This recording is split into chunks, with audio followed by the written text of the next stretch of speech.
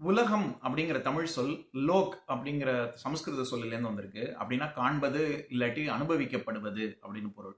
அதே மாதிரி வையம், வையகம் இந்த சொற்கள்லாம் வாக்கிய அப்படிங்கிற சமஸ்கிருத சொல்லேருந்து வந்திருக்கு. அப்படின்னா நகர்ந்து கொண்டிருப்பது அப்படின்னு அர்த்தம். அதனாலதான் வாகனங்கள் அப்படின்னு சொல்றோம். குதிரைக்கும் வாகனம் அப்படின்னு ஒரு பேர் இருக்கு.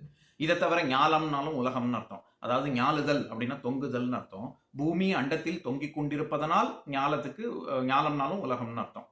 ஐயத்துள் வாழ்வாங்கு வாழ்பவன் வானுரையும் தெய்வத்துள் வைக்கப்படும் அப்படிங்கிற குரலா இருக்கட்டும், இல்லாட்டி ஞாலம் கருதினும் கைகூடும் காலம் கருதி இடத்தார் செய்யின் அப்படிங்கிற குரலா இருக்கட்டும், இதுல வர்ற சொற்கள் எல்லாமே உலகத்தை தான் குறிக்கும். இது போக எல்லா கிரகங்களுமே உருண்டையாக இருப்பதனால் அதையும் நம்ம கோள் அப்படின்னு சொல்றோம்.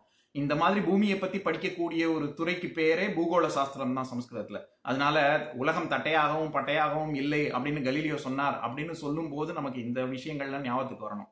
நன்றி, வணக்கம்.